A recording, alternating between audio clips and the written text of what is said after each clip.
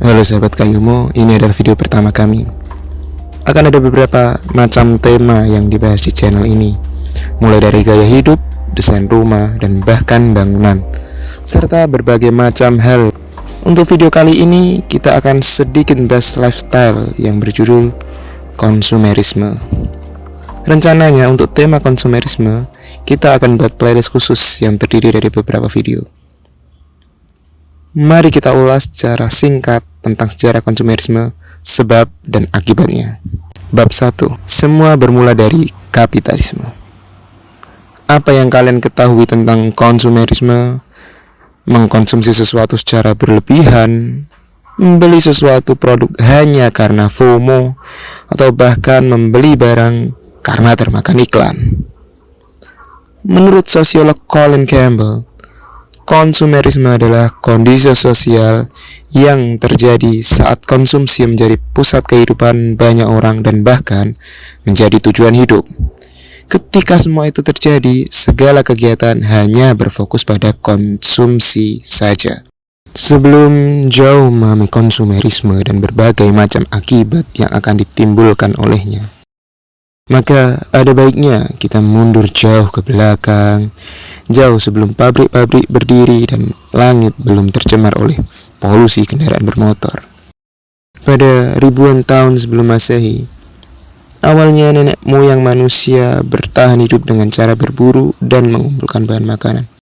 Pada era itu, efisiensi adalah soal kekompakan tiap kelompok dalam berburu dan mengumpulkan bahan makanan. Lalu setelah ribuan tahun, tibalah umat manusia pada revolusi agriculture.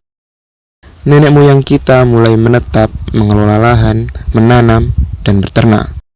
Di era tersebut, efisiensi adalah perihal membuat saluran irigasi, memanfaatkan hewan ternak untuk membajak sawah, atau membuat perkakas sederhana untuk rumah tangga.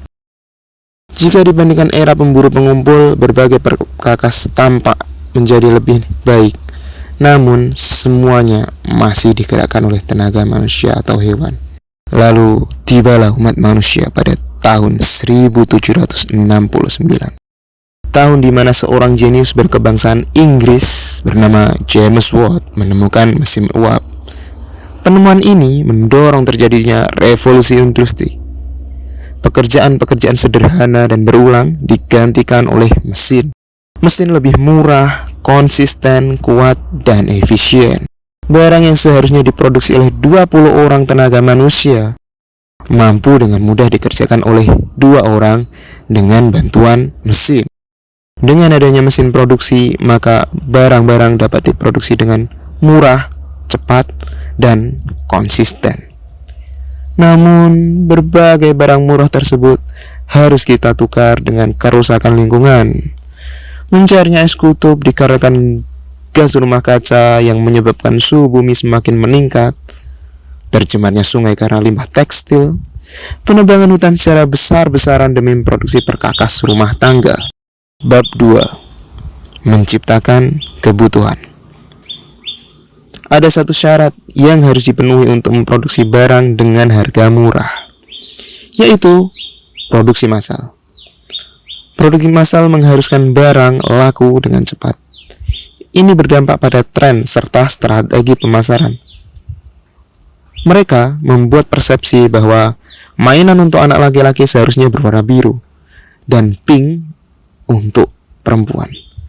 Membedakan baju di acara ulang tahun dan acara pernikahan, melakukan update secara perlahan terhadap produk teknologi, agar konsumen selalu merasa perlu untuk membeli produk baru, supaya tidak ketinggal zaman tentunya. Hal ini berlangsung hingga sekarang. Sebagian kita merasa perlu memiliki mobil dengan kecepatan tinggi, padahal jalan dipenuhi dengan kendaraan yang terjebak macet. Perlahan tapi pasti, berbagai tren dan strategi marketing mulai merubah sudut pandang kita.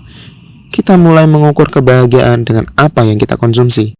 Remaja laki-laki mulai mencoba mengkonsumsi rokok agar terlihat maskulin.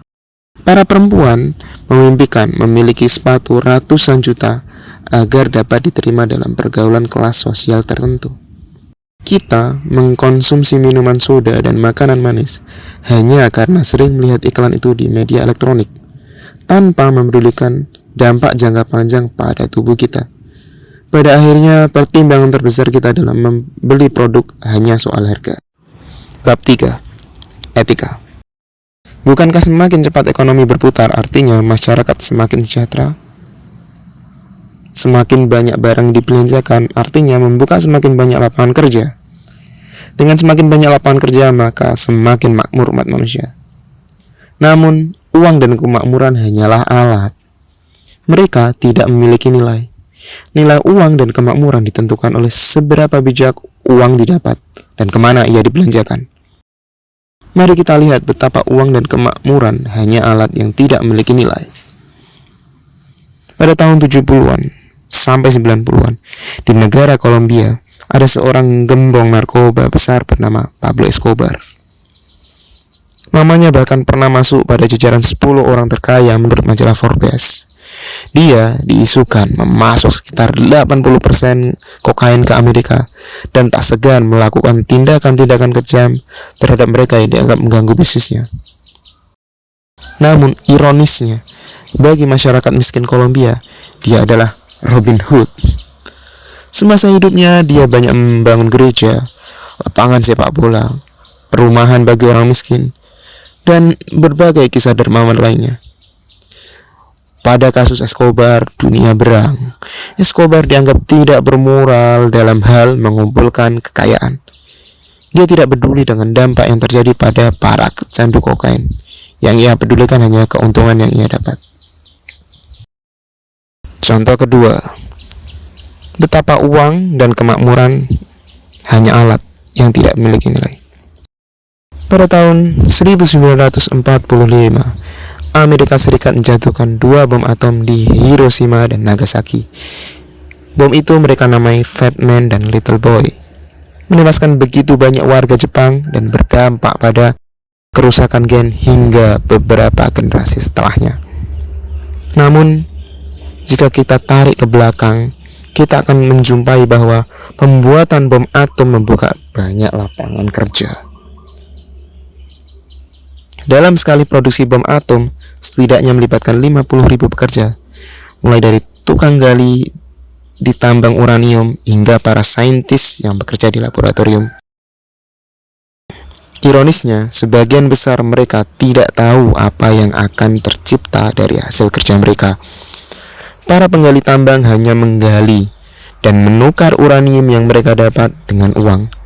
Para sopir tidak tahu bahwa barang yang mereka bawa akan menewaskan begitu banyak orang. Yang mereka tahu hanya membawa barang itu sesuai pesanan dan mendapatkan bayaran atas hal itu. Dengan pengambilan keputusan yang tidak tepat, uranium yang seharusnya bisa menjadi sumber energi listrik terbarukan berubah menjadi senjata pembunuh massal. Bab 4. Kesimpulan. Dari 2 peristiwa di atas, banyak hal yang dapat kita ambil, bahwa menjadikan harga sebagai pertimbangan utama dalam konsumsi barang adalah musibah terbesar umat manusia.